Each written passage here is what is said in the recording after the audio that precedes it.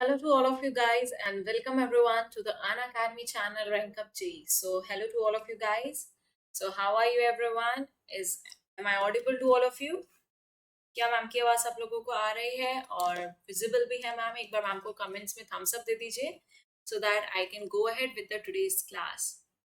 So everyone is fine. So जैसा कि आज आप सबको पता है आज की हमारी क्लास का टॉपिक है, हमने ऑलरेडी थर्मोडायनेमिक्स में छोटे छोटे से टॉपिक्स को कवर किया है. फॉर एग्जाम्पल हमने उसके अंदर इंपॉर्टेंट टर्म्स को समझा कि कौन कौन से इंपॉर्टेंट टर्म्स है थर्मोडायनेमिक्स में जो हमें पता होना चाहिए. यस और नो एवरीवन? टर्म्स पढ़ने के बाद हमने देखा कि क्या क्या प्रोसेसेस होते हैं थर्मोडायनेमिक्स में विद देयर ग्राफिकल रिप्रेजेंटेशन से हमने देखा कि कौन कौन से प्रोसेस कराए जाते हैं और वो वी हैव स्टडीड दैट. तो उसमें हमने isothermal, isobaric, isochoric, adiabatic process को स्टडी किया था. अब after all these things we have studied about reversible या irreversible work done. Irreversible reversible processes भी होते हैं. ओके, सो आज का जो सेशन है दैट्स होल पूरा का पूरा डेडिकेटेड है हमारा वर्क डन कैलकुलेशन के ऊपर under your different conditions. Okay, so let's go with the today's session and here's your chemistry educator Khushbu Chopra ma'am with you and we are going to go ahead with the today's class.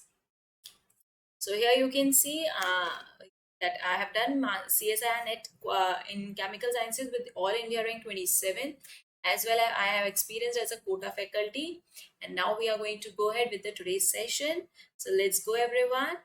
और आप देख सकते हैं कि अन academy की जो plus classes हैं ये आपको बहुत सारे इंटरेक्टिव लाइव क्लासेस प्रोवाइड करती हैं so that you can aim for your mission of let's crack it.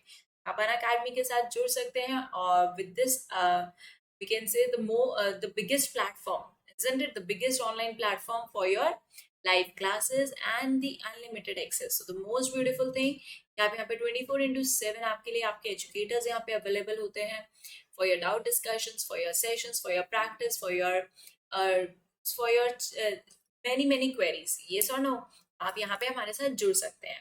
As well as you can see कि हमारे iconic batches जो है यहाँ पे आपको मिलती है proper personal guidance you are going to get as well as a proper study material और आपके पास एक टेस्ट एनालिसिस भी दिया जाता है. So this is going to be very beneficial for everyone. As well as you can see कि अन academy के जो प्लस कोर्सेज है for 12 months you are going to get 54% of. 24 months पे आपको मिलता है यहाँ पे 67% का ऑफ और एडिशनल 10% का भी ऑफ मिलेगा if you are going to use my code HELA20 का आप यूज करते हैं. तो आप देख सकते हैं अन अकेडमी के आइकॉनिक सब्सक्रिप्शन भी हैं जहाँ पे आपको 12 मंथ्स पे 14% का ऑफ, 18 मंथ पे 30% का ऑफ मिलता है.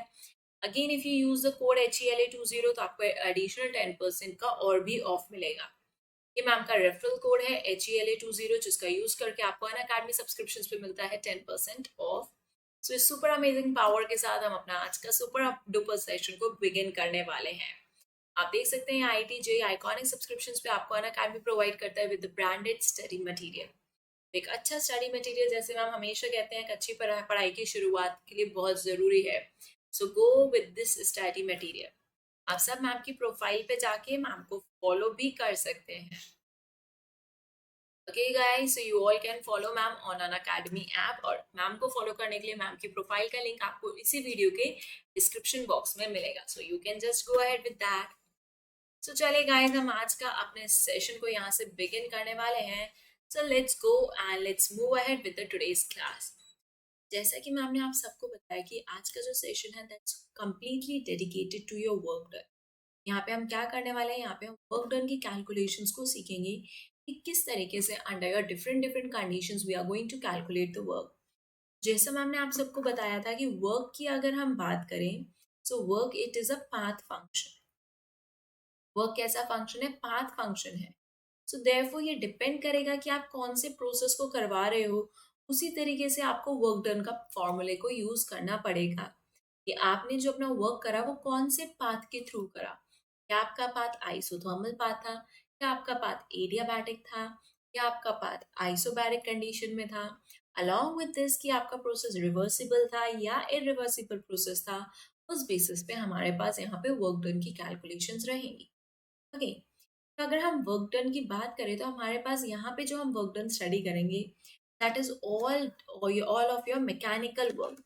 यहाँ पे थर्मोडायनेमिक्स में जो हम वर्क स्टडी करने वाले हैं ये आपका पूरा का पूरा मैकेनिकल वर्क रहेगा where you are going to see the change in volume is going to be involved.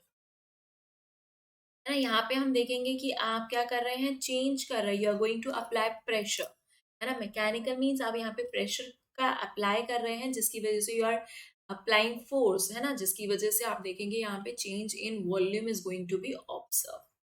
तो जो भी हम थर्मोडायनेमिक्स में वर्क डन स्टडी करेंगे वो आपका रहेगा mechanical work.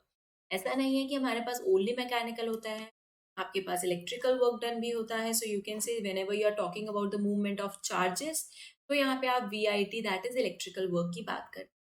Similarly you have the gravitational work, जिसको आप MGH रो GH करके भी शो करते हैं। ओके, सो ये अलग अलग आपके पास you can see work done के फॉर्मूलाज हैं। But if we talk about the thermodynamics में जो वर्क डन हम पढ़ने वाले हैं, so that we are going to consider with your mechanical work को हम यहाँ स्टडी करेंगे। इसी को हम थोड़ा डिटेल में स्टडी करते हैं। देखिए गाइस, हमने क्या करा, जब हम यहाँ पे वर्क डन की बात कर रहे हैं, so what we can say work done is your what your mind. देखिए, तो वर्क डन की अगर हम बात करें, so you all know is force into displacement, isn't it? How you can write this force into displacement? Because you know यहाँ पे आप, ये आपके पास पिस्टन है, isn't it? तो आप पिस्टन के ऊपर क्या कर रहे हैं, यहाँ पे आपने फोर्स लिया, आपके पास पिस्टन था, है ना। तो आपने ये इस यू कैन सी यहाँ पे इसके ऊपर आपने पिस्टन से क्या करा, फोर्स को अप्लाई करा। So as you are going to apply the force, what you are going to see, यहाँ पे आपकी ये जो isn't it बीकर की वॉल्यूम है, so you can see there is displacement. यहाँ पे आप क्या देख सकते हैं, डिस्प्लेसमेंट हुआ, जैसे ही आपने प्रेशर लगाया, ऊपर से फोर्स को अप्लाई करा आपने, सो यू कैन सी कि यहाँ पे there is a movement in this plate, है ना। ये जो आपकी प्लेट पहले ऊपर थी, अब ये क्या हो गई, जैसे आपने डिस्प्लेसमेंट लगाया, तो ये अगर आप प्रेशर ऊपर से लगाएंगे so it will move down. Okay, या आप प्रेशर को रिलीज करेंगे then it is going to move up. So what you are going to watch कि यहाँ पे कुछ ना कुछ डिस्प्लेसमेंट हो रहा है ना। कुछ आप देख रहे हैं यहाँ पे शिफ्टिंग हो गई, यस और no. So there is a shift. तो आप ये जो चेंज देख रहे हैं, ये जो आपने देखा change due to the application of force, तो ये क्या बता रहा है, आपका डिस्प्लेसमेंट, और आपने यहाँ पे कुछ ना कुछ फोर्स लगाया जिसकी वजह से ये वर्क डन कैरिड आउट हुआ, है ना। चाहे आपका पिस्टन ऊपर की तरफ मूव करा, चाहे आपने पिस्टन को नीचे की तरफ मूव करा, with the application of force, so what you have scene, यहाँ पे आपके पास डिस्प्लेसमेंट हुआ, and this product of force into displacement is only going to give you the work done. Is it clear? Now you all know आप force को you can, so you can write it as F, ये जो displacement हुआ आपके पास, you can write it as dx. Yes or no? अब हम जानते हैं we can write force as your P into dA. हम यहाँ पे force को क्या लिख सकते हैं, pressure into change in area as well as your dx, है ना। सो ये जो dA into dx हो गया, what it is going to give you is the change in your volume. अब ये आपको क्या देने वाला है, चेंज इन वॉल्यूम देने वाला है। So this is how you are going to talk about your work done. इस तरीके से आप यहाँ पे वर्क डन के बारे में बात करते हैं। अब देखिए, ये हमने देख लिया वर्क डन का फॉर्मूला, यस और no everyone. So you can see this work done is what, so you can write W is equals to P। अब देखिए, हम अगर केमिस्ट्री के रिस्पेक्ट में बात करें, ये जो फॉर्मूला है आपका, यस और नो गाइस, देखिए ये जो फॉर्मूला है, यहाँ पे हम जो ये प्रेशर अप्लाई करा, this is going to be a P external, है ना, और this is going to be delta V means change in volume, यहाँ पे जो भी ऑब्जर्व हुआ। इस तरीके से आप इस फॉर्मूला को लिख सकते हैं। But whenever we are going to talk in terms of chemistry, तो जब भी हम केमिस्ट्री के अंदर इस वर्क डन की बात करेंगे, तो हम हमेशा किसके लिए वर्क डन को स्टडी करेंगे, हम विद रिस्पेक्ट टू गैस के बारे में बात करेंगे। ओके, जब आप फिजिक्स के अंदर वर्क डन पढ़ेंगे, तब आप देखेंगे कि ऊपर जो पिस्टन को मूव कराया, तो यहाँ से ऊपर की तरफ से जो एक्सटर्नल प्रेशर था, तो यहाँ से कितना वर्क डन हुआ। बट जब भी हम केमिस्ट्री के बारे में बात करेंगे, तो हम क्या करेंगे, जो बीकर के अंदर आपकी गैस है उसके रिस्पेक्ट में वर्क डन की स्टडी करते हैं। तो दिस इज द डिफरेंस, जब आप केमिस्ट्री में वर्क डन बात करते हो और जब आप फिजिक्स में वर्क डन को कंसिडर करते हो। तो क्योंकि हम वर्क डन गैस के रिस्पेक्ट में बात करते हैं, so what we can write here, हम यहाँ पे वर्क डन को लेंगे in your negative sign. Okay, so ये पूरा का पूरा formula as it is going to be there, but because you are considering the work done due to your gas, so you are going to write here your negative sign, and you are going to write this formula as minus P external V2 minus V1। ये formula हो जाएगा आपका chemistry में, और ये formula हो जाएगा आपका फिजिक्स में।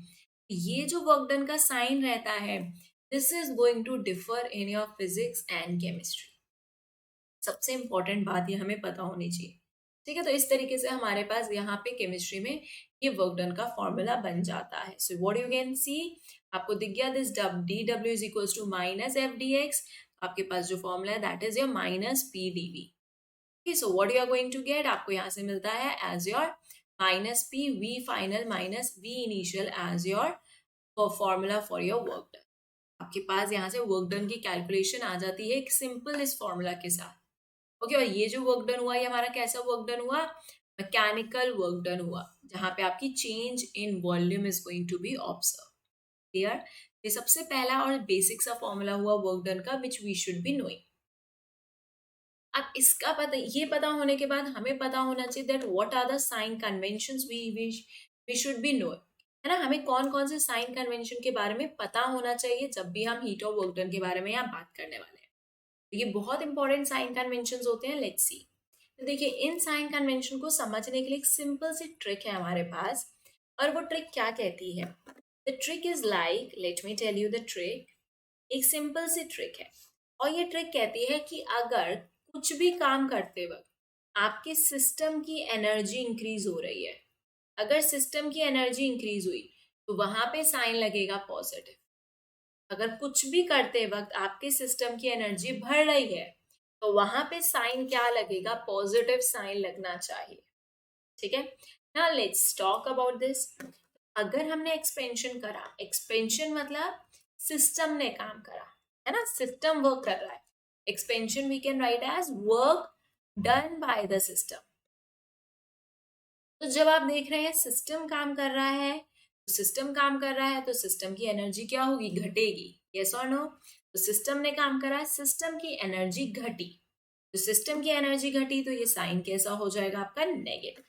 ओके, रटने की बात नहीं है, बिल्कुल समझना है। अगर हमारे सिस्टम की एनर्जी बढ़ रही है तो हम यहाँ पे साइन कन्वेंशन हमेशा हमेशा पॉजिटिव लेने वाले हैं। Clear, so let's see the next one. अगर हमने देखा यहाँ पे कंप्रेशन हो रहा है, compression means we are doing the work on system, है ना। कंप्रेशन को हम इस तरीके से भी लिख सकते हैं, work done on the system. तो हम सिस्टम पे काम कर रहे हैं, तो जब हम सिस्टम पे काम कर रहे हैं so what I can write, work done with the positive sign. हम यहाँ पे वर्क डन को पॉजिटिव साइन के साथ शो करेंगे। Clear guys, let's check out the next.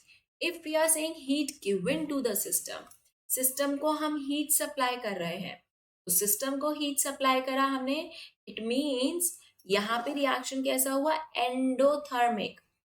So what you can से, this is your endothermic reaction. आपने system को हीट दिया तो सिस्टम की एनर्जी इंक्रीज हुई, तो अगेन यू कैन सी कि एंडोथर्मिक में एनर्जी जो होगी that will be with the positive sign. और अगर हम बात करें that system that a reaction is exothermic, exothermic कहने का मतलब हुआ कि हीट क्या कर रहा है, रिलीज कर रहा, लॉस हुआ हीट का। हम यहाँ पे जो साइन कन्वेंशन लेंगे we are going to consider it with your negative sign. इस तरीके से आप देख सकते हैं हमारे पास अलग अलग साइन कन्वेंशन रहते हैं under your different different conditions of work done as well as of the heat change, है ना। तो हमें देखना है कि कब हमारे सिस्टम के अंदर एनर्जी बढ़ रही है, वर्क करते वक्त बाय द सिस्टम कर रहा है तो एनर्जी घट रही है तो नेगेटिव, ऑन द सिस्टम हो रहा है तो सिस्टम को एनर्जी इंक्रीज हो रही है तो पॉजिटिव, एंडोथर्मिक रिएक्शन हुआ मतलब सिस्टम ने एनर्जी ली तो फिर से पॉजिटिव, एक्सोथर्मिक हुआ सिस्टम ने एनर्जी रिलीज करी तो दोबारा से सिस्टम की एनर्जी कम हुई और ये हो गया negative. So this is how we are going to use your sign convention. Is it clear, I don't think किसी को यहाँ पे कोई दिक्कत होगी। यस और no everyone, very clear. So यहाँ तक सबको क्लियर हुआ तो मैम को एक बार थम्स अप दे दीजिए। Okay sir, now let's talk under your different different conditions, है ना। बिकॉज हमने देखा कि वर्क डन जो है, work is your path function, है ना, वर्क इज पाथ फंक्शन। तो किस तरीके से ये पाथ पे डिपेंड करेगा, है ना, कि आप कौन से प्रोसेस से कर रहे हो, अपने किस प्रोसेस से आप वर्क को करा रहे हो, तो इसका जो वैल्यू है या इसके जो फॉर्मूलाज होंगे that is going to be now different. So let's see किस किस तरीके से हमारे पास अलग अलग फॉर्मूलाज जनरेट होते हैं under your different different conditions. So now let's have a look. तो देखिए सबसे पहले मैम ने बात करी, so if I am going to take first of all your isochoric condition, isochoric condition आप सब जानते हैं, मैम आपके साथ डिस्कस कर चुके हैं that dv is equals to zero. जब dv is equals to zero होगा सो यू नो यहाँ पे हम कौन सी इक्वेशन की बात कर सकते हैं, that is your p by T is equals to constant. We talk here with respect to your Gay Lussac's law, है ना। तो जब हम गेल-यूसेक्स लॉ की बात करते हैं तब हम यहाँ पे क्या बोल देते हैं, that dv is equals to zero. और यहाँ पे आप अगर ग्राफिकल रिप्रेजेंटेशन से बात करें, so we know from the graphical representation कि अगर आप p वर्सेस t का यहाँ ग्राफ प्लॉट कर रहे हैं, so what you are going to observe कि इस तरीके के आपके पास लीनियर ग्राफ आने वाला है और ये आपको यहाँ 0 केल्विन पे मिल जाएगा। तो ये आपको क्या दिखा रहा है, it's depicting you the isochoric condition, yes और नो। जब हमारे पास वॉल्यूम में बिल्कुल भी चेंज नहीं हो रहा तो हम कहते हैं P is directly proportional to T under the conditions of constant volume, yes और नो एवरीवन।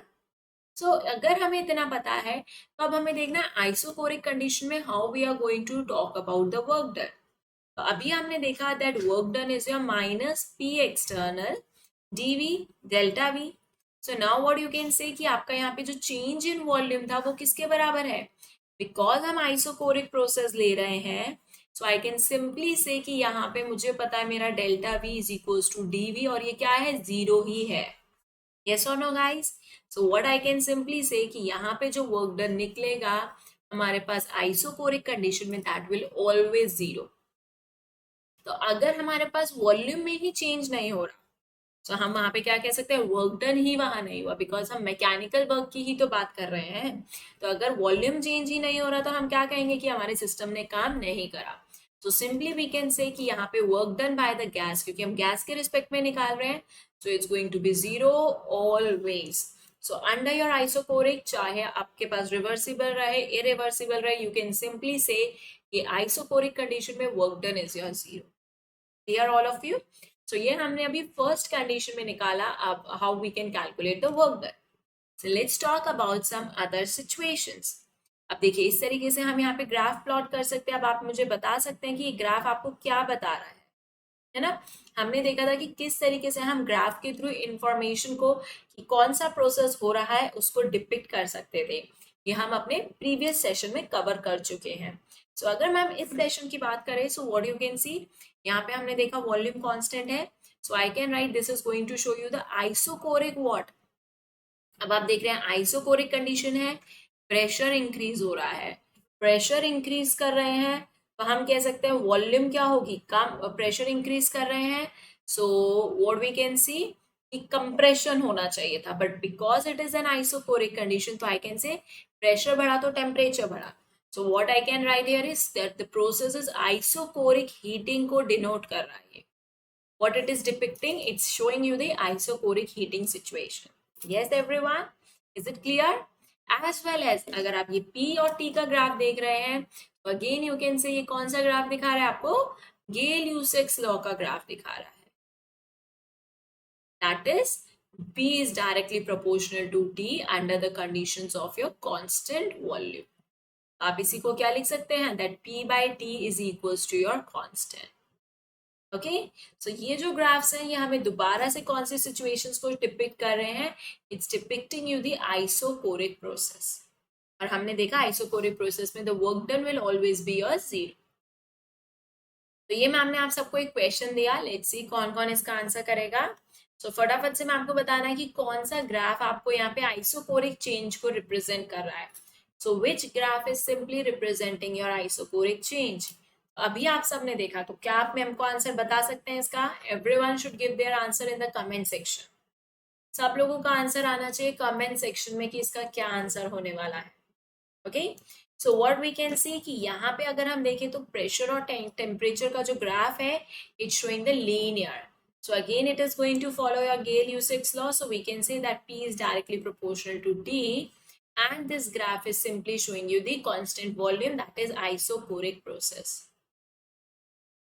So इस तरीके से हमने अपना फर्स्ट टाइप ऑफ पाथ के थ्रू वर्क डन क्या निकलेगा उसको कैलकुलेट कर लिया, एंड आई होप कि ये वाला पार्ट आप सबको क्लियर हो चुका है। So let's go with the next part. Okay, so here you can say the first graph is the correct one. अब हम आगे बढ़ेंगे और हम समझेंगे कि और कौन कौन से पाथ थे और उनके अंदर किस तरीके से वर्क डन हमारे पास आने वाला है। Let's go to the calculator, let's go to this second part. Okay, तो हमने सेकेंड प्रोसेस की बात करी. अब देखिए, आपके लिए इन सब प्रोसेस को समझना और भी इजी हो जाएगा अगर आपने मैम का प्रीवियस सेशन देखा हुआ है, जिसके अंदर मैम ने आपसे डिस्कस करा है type of thermodynamic process along with their graphs. तो उस सेशन को जरूर देखिएगा, क्योंकि उसी सेशन से ये वाला सेशन टोटली लिंक है और आपके लिए समझना और भी इजी हो जाएगा. सो let's have a look here. तो अगर हम यहाँ पे बात करें कि आपका प्रोसेस कैसा है, isobaric. So now what we can say, simply we can again write that dP is equals to 0 now, delta V is equals to 0. तो वॉल्यूम कांस्टेंट की कंडीशंस में, सॉरी डी डेल्टा P है ना, तो pressure की conditions हम यहाँ पे बात कर रहे हैं ना, क्योंकि आइसोबैरिक वी आर कंसिडरिंग. तो मैम यहाँ पे कह सकती हैं दैट प्रेशर यहाँ पे क्या रहने वाला है, आपका कांस्टेंट रहने वाला है. Is it clear? तो जैसे ही आपने प्रेशर कांस्टेंट करा, सो व्हाट वी कैन से यहाँ पे V बाई टी कांस्टेंट हो जाएगा. So V by T is going to be constant. तो ये कौन से ग्राफ के बारे में या कौन सा लॉ आपको डिपिक्ट कर रहा है? So we can say it's showing you directly your Charles law, है ना. ये कौन सा लॉ बता रहा है आपको? Charles law, where you can draw the graph between your volume and temperature like this, है ना. यहाँ पे भी आप देखते हैं V is directly proportional to T under the conditions of your constant pressure. ऐसा किसने कहा था? चार्ल्स ने कहा था, है ना. तो यहाँ पे आप देखेंगे कि यहाँ जो ग्राफ मिल रहा है, you are again going to obtain it in this manner. Okay, ये आपको 0 केल्विन पे ये ग्राफ आपको लीनियर ग्राफ मिल जाएगा. So what you can write, V1 by T1 is equals to V2 by T2 को ये फॉलो करेगा. So this is showing you the isobaric conditions. Yes, everyone clear? Now, if we talk about the calculation of work done, so you all know that work done हमारे पास क्या है? Write it as minus. Now, so what do you have work done as your minus P external into your delta V, that is V2 minus V1 आपके पास हो जाएगा. This is going to be your work done. Yes, everyone? So now what I can write here as minus P external. अब देखिए, isobaric process में भी we should know कि यहाँ पे प्रोसेस आपका रिवर्सिबल भी हो सकता है, यहाँ पे आपका प्रोसेस कैसा हो सकता है? इरिवर्सिबल. तो चाहे आपका प्रोसेस रिवर्सिबल हो, चाहे आपका प्रोसेस इरिवर्सिबल हो, बिकॉज यहाँ पे दोनों में ही work done will remain same. चाहे प्रोसेस रिवर्सिबल और इरिवर्सिबल हो, दोनों के अंदर वर्क डन सेम रहेगा. बट थिंग इज वाई, ऐसा क्यों कह रहे हैं हम कि वर्क डन सेम रहेगा? बिकॉज यहाँ पे हमने ऑलरेडी प्रेशर को क्या कर लिया, because already we have considered pressure as constant. Already हमने कंसिडर कर लिया है कि प्रेशर का जो टर्म है वो क्या है, यहाँ पे कांस्टेंट है. और आप सबको पता है कि इरिवर्सिबल प्रोसेसेस जो कैरीड आउट होते हैं, इरिवर्सिबल प्रोसेस की कंडीशन होती है कि उनके अंदर एक्सटर्नल प्रेशर हमेशा कांस्टेंट रहेगा. ओके, सो जब भी आपके पास दिया होता है work done with constant external pressure, it means they are talking about the irreversible process. तब आप यहां से देख सकते हैं हमारे पास ये आ चुकी है इक्वेशन. नाउ यू नो हम V2 को किससे रिप्लेस कर सकते हैं? From your ideal gas equation, है ना. आइडियल गैस इक्वेशन से we can write, ideal gas equation से you can write V2 as your nRT2 by P1. Yes और नो? तो आप V2 की जगह क्या लिख सकते हैं? nRT2 by, now you know pressure is a constant, pressure constant है तो P1 को आप P ही रहने दीजिए, which is your P external, minus V1 को आप क्या लिख सकते हैं? nR isn't it T1 by your P external. इस तरीके से आप इसको लिख सकते हैं. Now what we can say, हम यहाँ से P external को कॉमन कैंसिल आउट कर सकते हैं. yes or no? So you can cancel out this and what you have the equation, nR आपका constant है, so you have T2 minus T1 because we are talking about for a given particular mole of gas, इसके कुछ particular moles हैं. So what you can see, the equation you are going to get as your minus nR T2 minus T1 as the work done for your isobaric process. चाहे आपका process reversible जाए चाहे irreversible, आप उसको using this simple formula, अगर आपको question में किस टर्म्स में दिया हुआ है, अगर आपको क्वेश्चन दिया हुआ है in the terms of volume के टर्म्स में, देखिए गाइस, अब आपको देखना पड़ेगा कि क्वेश्चन में क्या दिया हुआ है। अगर वॉल्यूम टर्म्स है तो you can directly use this formula as minus P V two minus V one. But अगर आपको आइसोबैरिक प्रोसेस दिया हुआ है बट क्वेश्चन में वॉल्यूम की इंफॉर्मेशन नहीं दी, इंस्टेड ऑफ दैट वहां पे टेम्परेचर की इंफॉर्मेशन दी हुई है, so what you will use this formula as minus n R T two minus T one. ये दोनों फॉर्मूलाज आपको आइसोबैरिक सिचुएशन के लिए ऑन द टिप्स याद होने चाहिए। Is it clear everyone? I hope ये आप सबको समझ आया किस तरीके से हम वर्क डन को आइसोकोरिक में कैलकुलेट करा, एज वेल एज किस कंडीशंस में और किस तरीके से हमने वर्क डन को आइसोबैरिक में देखा। और हमने देखा आइसोबैरिक प्रोसेस में चाहे वर्क डन रिवर्सिबल हो चाहे वर्क डन इरिवर्सिबल प्रोसेस से कराया जाए, वर्क डन की वैल्यू सेम ही रहने वाली है, क्योंकि यहाँ पे वर्क डन में आपने प्रेशर को पहले ही कांस्टेंट कंसिडर कर चुका है। Clear? So this is how we can go with the isobaric process. So now ये क्वेश्चन मैम ने आप सबको दिया है, बताइएगा क्या आंसर होगा। The thermodynamic process in which pressure of system remains constant. तो जहां पे प्रेशर सिस्टम का कांस्टेंट रहेगा, what we are going to call that system as the isobaric. So आप सबने ये आंसर दिया होगा, I hope so. ये बिल्कुल सही आंसर दिया है, that is option number C as the correct one. Okay guys? So now let's go ahead with the further part. So I think यहाँ तक आप सबको समझ आ चुका है कि how we can do the calculations under your isobaric, how we can do the calculations of your work done under your isobaric. Now let's talk about कि हम किस तरीके से isothermal conditions के लिए calculations करते हैं. Okay, so now if I'm going to talk about your isothermal condition, so what I can say कि यहाँ पे temperature will going to remain constant.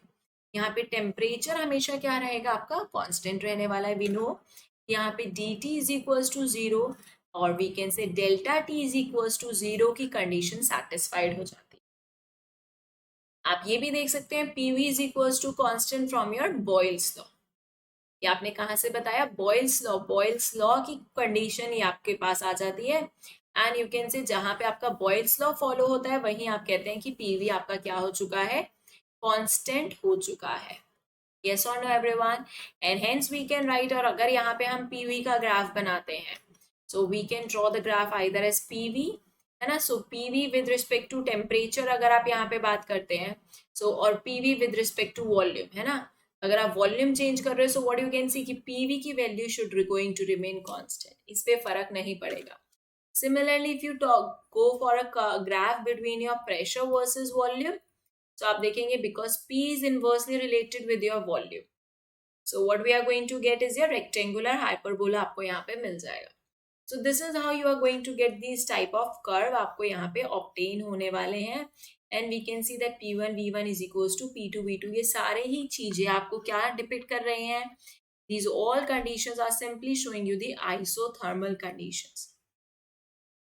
ये सारी की सारी चीजें isothermal conditions के बारे में बात कर रहे हैं। Is it clear? So now let's have a look। जब हम isothermal process की बात करेंगे और अगर हमारा process is going from your reversible work done, reversible की बात करें, so guys do you remember reversible के लिए हमने क्या स्टडी करा था? ठीक है, अब यहाँ पे हमें याद करना पड़ेगा कि हमने पढ़े थे दो तरीके के प्रोसेस होते हैं, one is your reversible and one is your irreversible process. तो जब हम रिवर्सिबल प्रोसेस की बात कर रहे थे तब हमने क्या कंडीशन दी थी? We have given the condition that, यहाँ पे वर्क सबसे पहली बात अगर आप याद करेंगे, it is a imaginary process, ये बिल्कुल हाइपोथेटिकल है। यस और no? As well as the second situation which you have seen कि यहाँ पे आपका P external is equals to always equals to the P internal, that is pressure of your gas के बराबर ही रहने वाला है। तो this is the most important condition जो हमने स्टडी करी थी जब हम किसी प्रोसेस को इरिवर्सिबल की क्लासिफिकेशन, रिवर्सिबल के पार्ट में उसको रख रहे थे। यस और नो गाइस? तो चलिए अब यहाँ पे हम इरिवर्सिबल वर्क डन को how we are going to find it out, that we have to check. तो सबसे पहले हमने क्या करा, हमने यहाँ पे सिंपल फॉर्मूला लगाया as your work done as your minus P external into your dV। ओके, so this is your dw आपने यहाँ लगाया is equals to minus P external into dV। now what you can see कि ये P external ही आपका किसके बराबर होने वाला है, is equals to your P gas और यहाँ पे आपने लिख दिया dV। Now you know we are talking about, यहाँ पे हम जो भी बातें कर रहे हैं, we are talking with respect to your ideal gas. हम यहाँ पे जो भी गैस कंसिडर कर रहे हैं, आपके पास जो भी क्वेश्चन रहेगा, जब तक आपको मेंशन नहीं है कि वो रियल गैस है, आपको हमेशा उस गैस को एज एन आइडियल गैस ही कंसिडर करना है।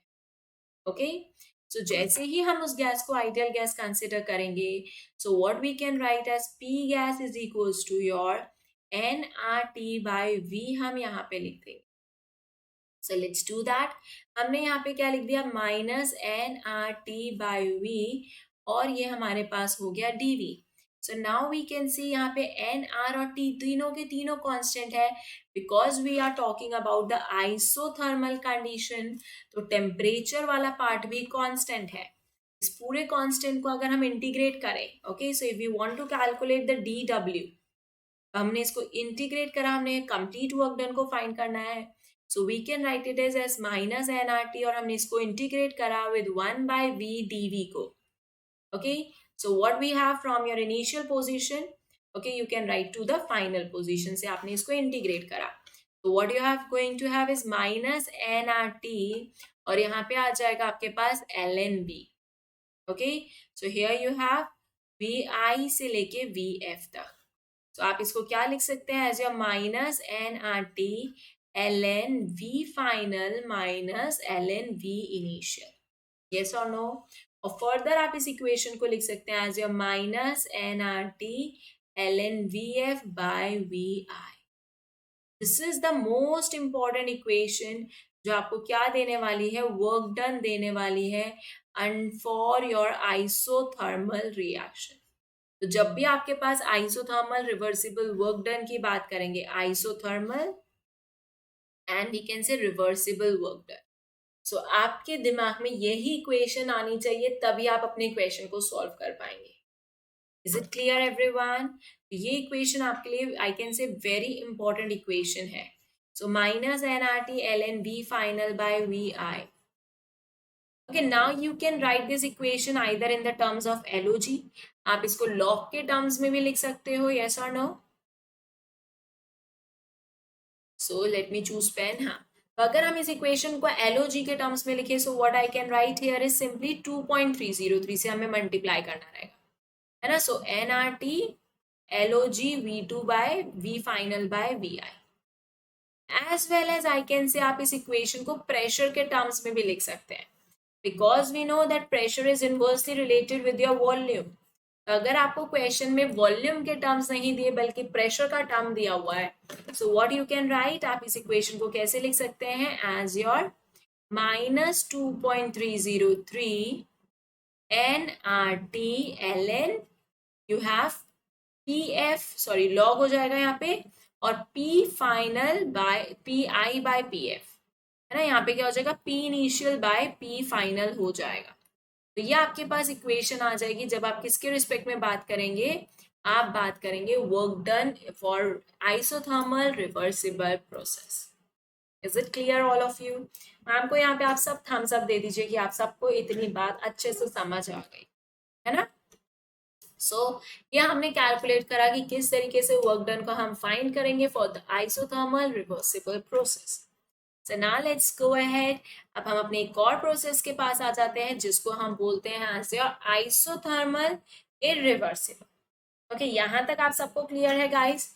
तो फटाफट से मैं आपको एक बार थम्स अप देके बताइए that you all got this much of concept. यहाँ तक किसी को कोई भी डाउट नहीं है ना गाइस?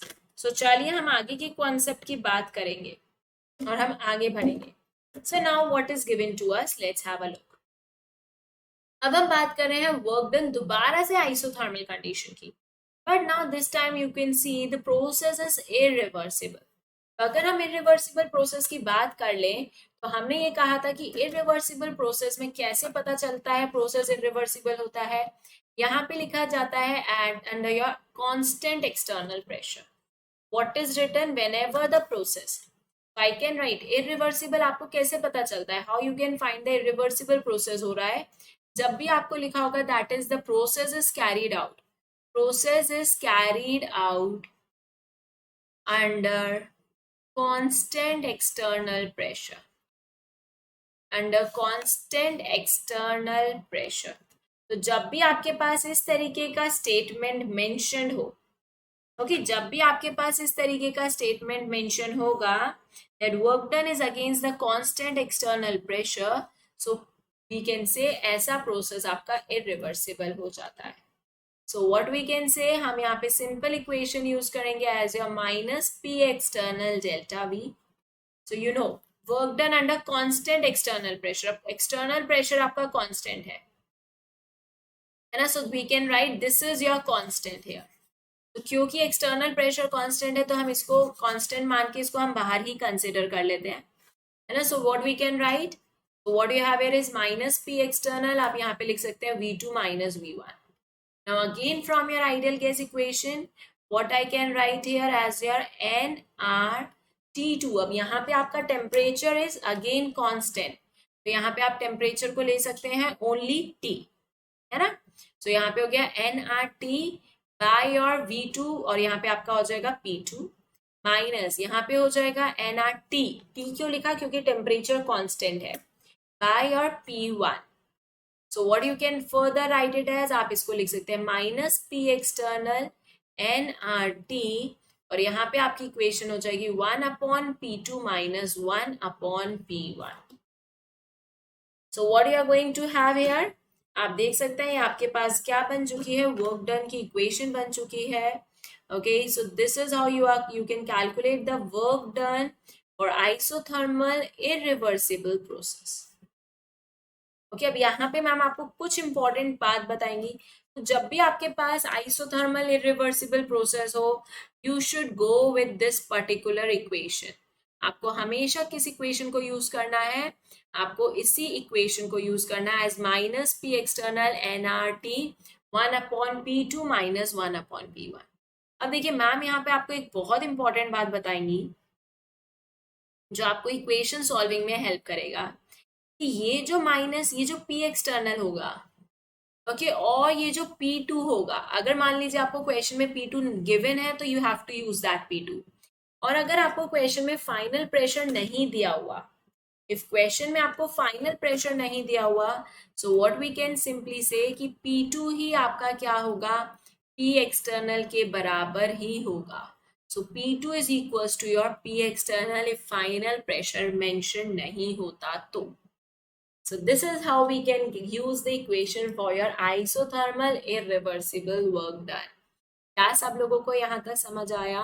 तो हमने देखा कि हम कैसे वर्क डन कैलकुलेट करते हैं for your isochoric process, for your isobaric process. Isochoric और आइसोबैरिक में हमने देखा था चाहे रिवर्सिबल हो चाहे इरिवर्सिबल हो, work done should going to remain same. पर जैसे ही हम आइसोथर्मल प्रोसेस पे आए तो हमने देखा कि दोनों में वर्क डन की अलग अलग वैल्यू आई। अगर आपके पास आइसोथर्मल रिवर्सिबल प्रोसेस था तब आपके पास डिफरेंट वर्क डन निकला, और अगर आपके पास आइसोथर्मल इरिवर्सिबल प्रोसेस था तब भी आपके पास डिफरेंट ही वर्क डन की वैल्यू आई। So this is how we can go with your calculations. Is it okay all of you? So quickly ma'am को यहाँ पे थम्स अप दे दीजिए। चलिए, तो हम आगे बात करेंगे और कौन से और प्रोसेस रह गए हैं जिसके अंदर हमारा वर्क डन पढ़ना इंपॉर्टेंट है। सो लेट्स हैव अ लुक। इस सेशन के बाद आप हर सिचुएशन के अंदर जो वर्क डन होता है इस सेशन के बाद you can do it's calculation very easily. कभी कभार हम देखते हैं कि हमारे पास ग्राफ आ जाता है। Sometimes what you are going to observe कि आपके पास ग्राफ होता है और ग्राफ की मदद से आपको वर्क डन कैलकुलेट करना होता है। तो जो भी आपके पास, फॉर एग्जाम्पल इस तरीके से आपको ये ग्राफ दिया हुआ है, okay, so how you are going to calculate the graph work done here? So whatever is the area under the curve, जो भी एरिया अंडर इस कर्व के होने वाला है वो ही आपको क्या देगा, वर्क डन के बारे में इंफॉर्मेशन देगा, दैट्स ऑल। तो आपको यहाँ पे क्या कैलकुलेट करना है, एरिया कैलकुलेशन करना है। सो यू कैन सी अगर आपके पास ये रेक्टेंगल दिया हुआ है तो आप इस रेक्टेंगल का क्या कर लेंगे, एरिया कैलकुलेट कर लेंगे। जो भी आपको फिगर दी हुई है उस फिगर का आपको एरिया कैलकुलेट करना है, hence you can calculate the work done. So simple, ठीक है। तो जब भी आपके पास पीवी ग्राफ्स रहते हैं तो हमें क्या देखना पड़ेगा, उसके अंदर work done under the area under the curve, और वो ही हमें वर्क डन की इंफॉर्मेशन देगा। सो ये देख लिया हमने ग्राफिकल सिचुएशन में किस तरीके से हम वर्क डन की कैलकुलेशंस को कर सकते हैं। सो let's go with this question. ये हमें एक क्वेश्चन दिया हुआ है, हम इसको सॉल्व करने की कोशिश करेंगे। तो देखिए यहाँ पे आपको क्या करना है, वर्क डन निकालना है फॉर द एक्सपेंशन। आपको दिया हुआ है volume is changing from V initial, आपको दिया हुआ है 3 मीटर क्यूब से लेके वी फाइनल आपको दिया हुआ है एज योर 5 मीटर क्यूब, है ना। कांस्टेंट पी एक्सटर्नल भी दिया हुआ है, कांस्टेंट एक्सटर्नल प्रेशर दिया हुआ है आपके पास। So what is given to you as 10 raise to the power 5 pascal.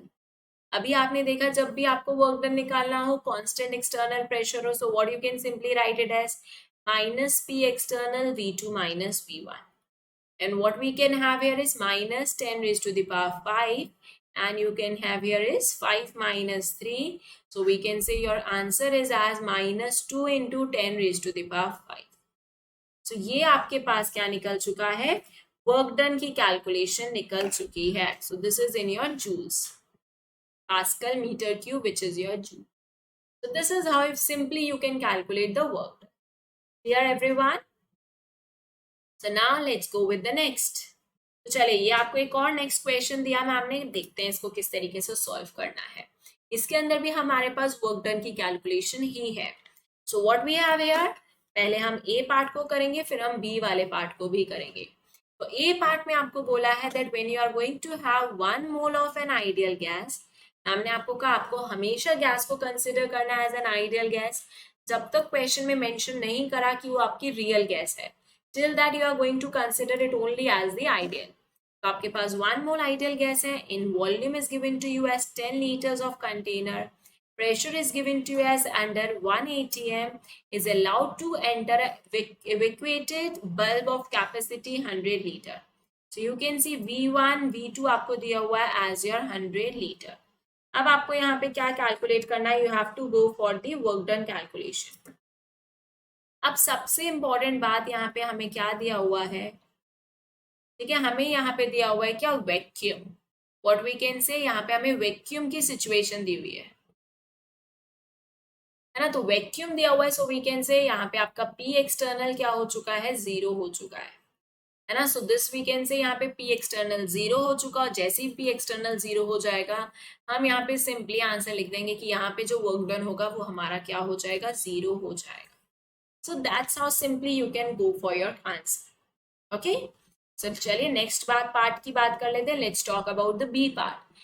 B part में हमें क्या दिया हुआ है, that you have again 1 mole of an gas, और ये भी एक्सपेंड कर रहा है फ्रॉम V1 वॉल्यूम आपको दिया है 1 लीटर से V2 वॉल्यूम दिया है आपको 5 litre against the constant atmospheric pressure, और P एक्सटर्नल आपको क्या दिया हुआ है, कांस्टेंट दिया हुआ है।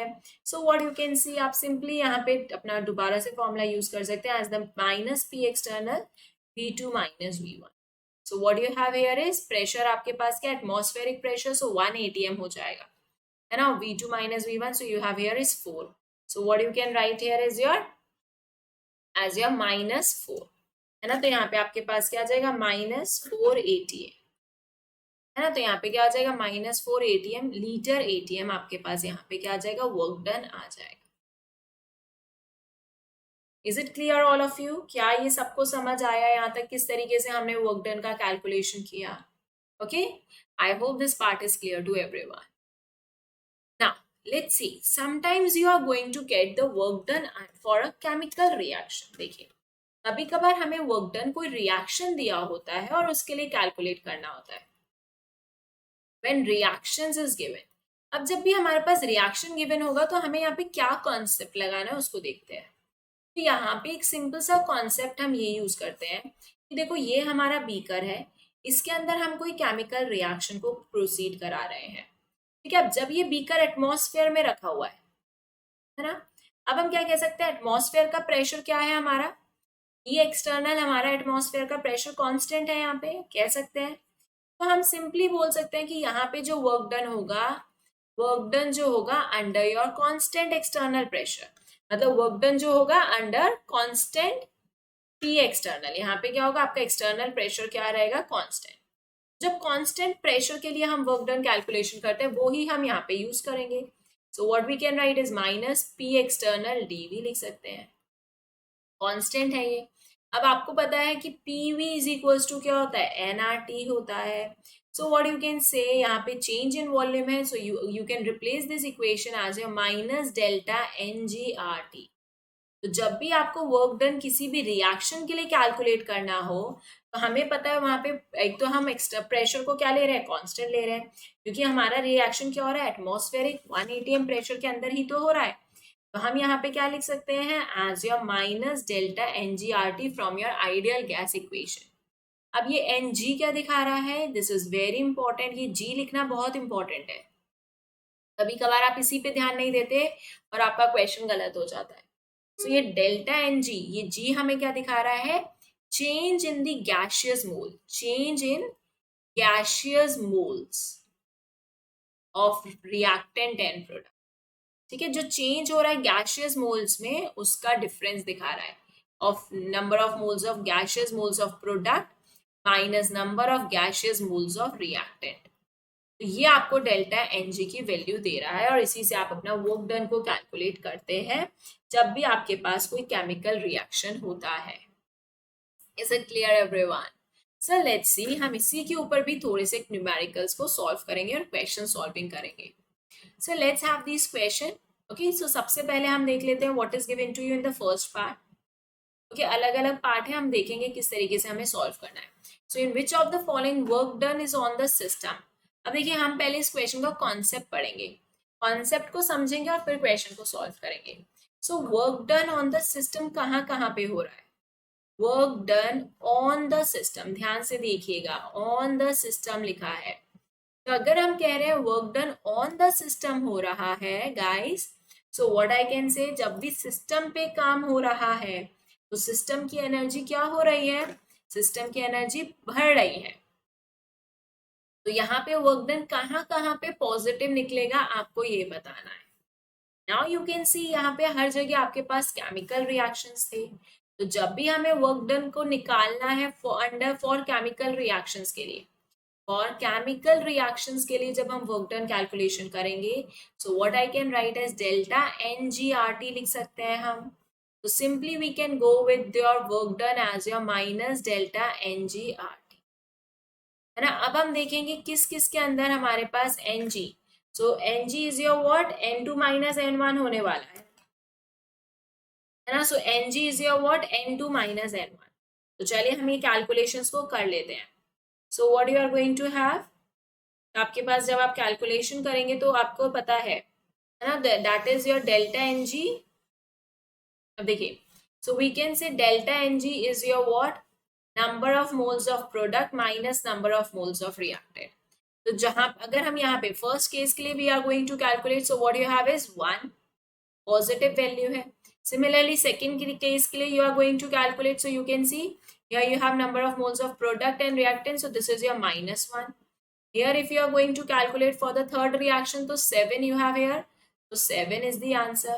And then you can see यहाँ पे जब आप कैलकुलेट करेंगे तो आपके पास क्या हो जाएगा, -2 as the answer. तो जहां जहां पे भी ये डेल्टा जी एन जी की वैल्यू क्या निकलेगी, अगर नेगेटिव है ना, तो अब अगर हम क्या कह सकते हैं, that if this delta n g, that is number of reactants is going to be greater than the number of gaseous moles of product, तो ये डेल्टा एन जी क्या हो जाएगा, negative, and then we can say हमारा work done क्या हो जाएगा, positive. तो पॉजिटिव वर्क डन आप किस किस केस में देखेंगे, you are going to observe in the option number B as well as you are going to observe in the option number as your D. So these are going to be the correct option. Is it clear everyone? क्या सबको यहाँ पे समझ आया इतना concept? फटाफट से ma'am को थम्स अप दीजिए। यहाँ पे अगर आप देखेंगे, this is going to be a 0 ना, this is your 0. Okay, so what we can say that only option number B, only option number D is the correct. So we can say simply only option number D is going to be the correct one. Okay, so ये हमने concept लगाया while solving your question, जहां पे हम work done को calculate करते हैं for your chemical reactions. So now let's have a look to the next question. चलिए अब हम ये अगले क्वेश्चन की बात करते हैं. सो you all guys can attempt them. आप सब लोग भी इन क्वेश्चंस को क्या कर सकते हैं, अटेम्प्ट कर सकते हैं. चलो इस क्वेश्चन को देखते हैं, इसके अंदर क्या करना है. So magnitude of work done you have to calculate again in kilo joules में आपको कैलकुलेट करना है. ड्यूरिंग द वेपराइजेशन, तो वेपराइजेशन हो रहा है, we can say liquid is going to converted into your vapour, तो गैसियस स्टेट में कन्वर्ट हो रहा है किसका, बेंजीन का. So benzene liquid is going to convert into your benzene gas, okay, at its boiling point against the constant external pressure. So 1 atm आपको constant दिया हुआ है, boiling point of liquid आपको दिया हुआ है 360, R की वैल्यू आपको यूज करनी है 25/3 जूल्स पर कैल्विन पर mole. So again what we can see कि यहाँ पे आपके पास क्या दिया हुआ है, chemical reaction. And again you can see आपको जो वर्क डन कैलकुलेट करना है, this is for your chemical reaction के लिए ही वर्क डन कैलकुलेट करना है. So what we can write, हम यहाँ पे लिख सकते हैं as work done as your minus P external delta V. Yes और नो ऑल ऑफ यू, इस चीज को हम यहाँ इस तरीके से लिख सकते हैं. So what you have minus P external, आप देख सकते हैं यहाँ पे आपके पास क्या हो जाएगा, इक्वेशन की बात करेंगे तो NGRT कर देंगे हम, change in the gaseous number of mole. So जैसे आप change in number of moles निकालेंगे, what you have here is 1, isn't it? So 1 minus 0 होगा, you have 1, here you have 25/3 and here you have temperature as your 360, है ना. So what you can see, आप यहाँ पे जैसे ही calculate करने वाले हैं, so what you are going to have as your minus 3000 joules. आपके पास यहाँ पे क्या आ जाएगा, as your minus 3000 joules is your going to be the answer. So we can report as your minus 3 kilojoules.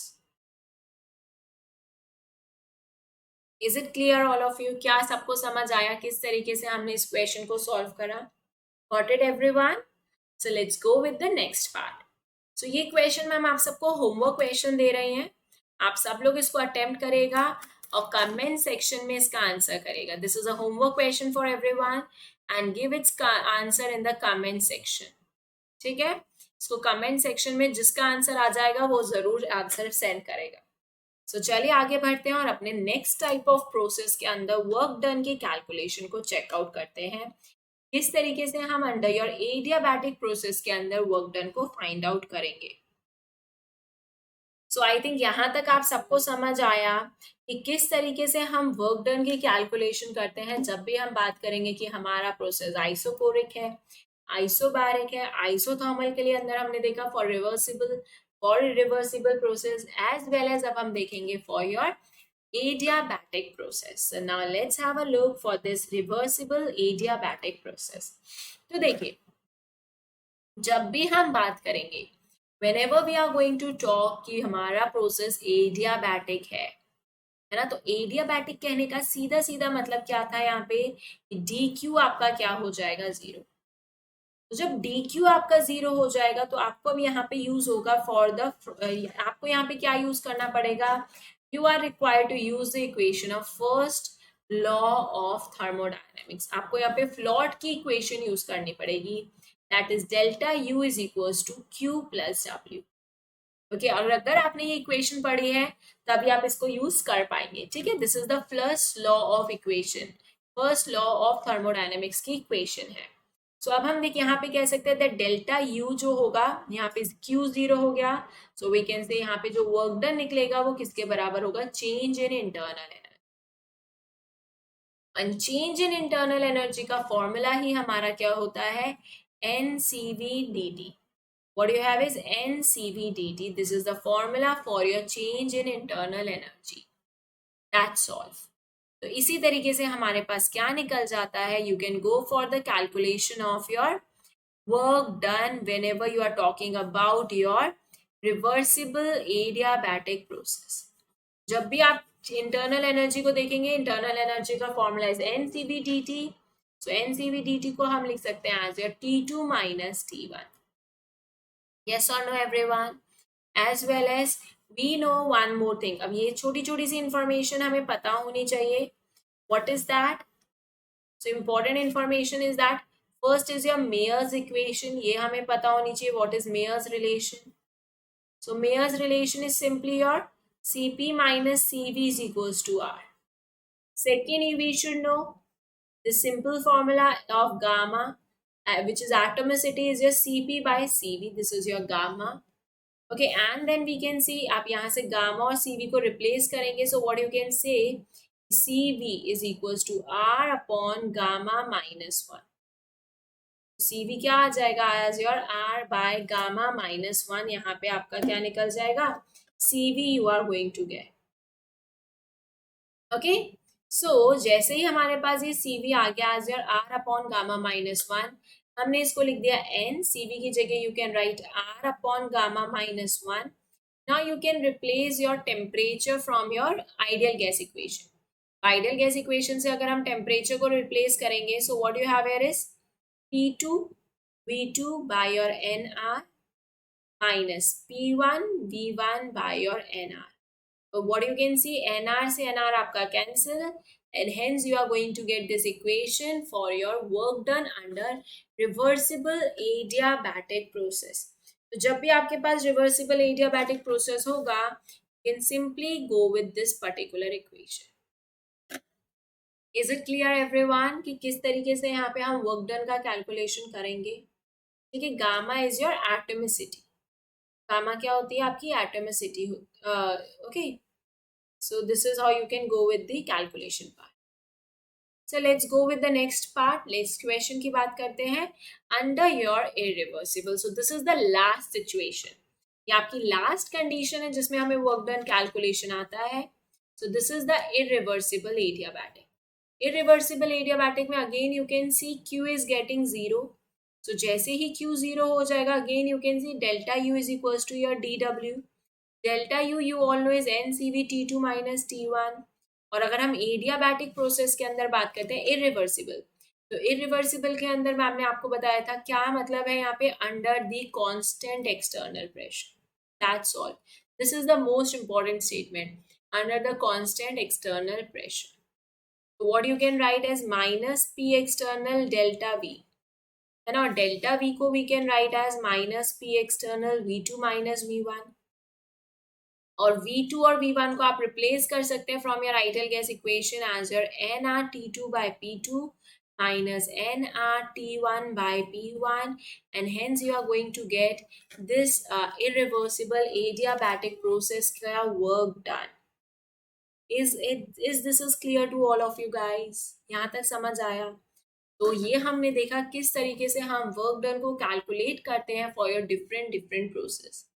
ऐसे ही एक क्वेश्चन है हमारे पास, इसको देख लेते हैं. सबसे पहले आपको यहाँ पे दी हुई है mono atomic gas. So whenever you are going to have mono atomic gas, so what you can write, इसका डिग्री ऑफ फ्रीडम क्या होता है 3, है ना. इसका डिग्री ऑफ फ्रीडम क्या रहेगा 3. So you can write simply your CV as, आप यहाँ से क्या लिख सकते हैं, CV की वैल्यू को लिख सकते हैं एज योर 3/2R, क्योंकि CV इज योर F/2R. तो जितना डिग्री ऑफ फ्रीडम हुआ यहाँ पे आप देख सकते हैं 3/2R. सो यहाँ से आपका CV निकल आता है. Okay, so what is given to you, expands adiabatically. तो एडियाबैटिक एक्सपेंशन हो रहा है under the constant external pressure. So you can see adiabatic क्या दिया हुआ है आपके पास, adiabatic under constant external pressure. तो कौन सा प्रोसेस हुआ ये, अब आपको प्रोसेस फाइंड आउट करना है, which process we are talking about. So we can say constant external pressure है, सो हम क्या बोल सकते हैं इसको, irreversible adiabatic process. So we can write it as irreversible adiabatic process के अंदर आपको फाइनल टेम्परेचर, ओके, वॉल्यूम का चेंज आपके पास है 1 से 2 लीटर वॉल्यूम में चेंज हो रहा है. This is V1, this is your V2. Find out the final temperature. So you know delta U यहाँ पे किसके बराबर है, is your dW. So delta U is your NCV T2 minus T1. Okay, so what you have is NCV T2 minus T1. So again you can write dW. तो यहाँ पे dW आपका क्या हो चुका होगा guys, अभी हमने देखा as your minus P external NR T2 by P2 minus T1 by P1, जिसको आप क्या लिख सकते हैं as your minus P external NR as your V2 minus V1 भी लिख सकते हैं, है ना. सो यहाँ से आपको इसकी कैलकुलेशंस करनी है. सो व्हाट यू कैन से, जैसे आपको ये फाइनल टेम्परेचर निकालना है एज योर T2, ये T2 आपका कितना आ जाएगा, you have CV, you have N से N is going to cancel out. You can see यहाँ पे आपके पास क्या है 3/2R है. सो R is NR is going to cancel out.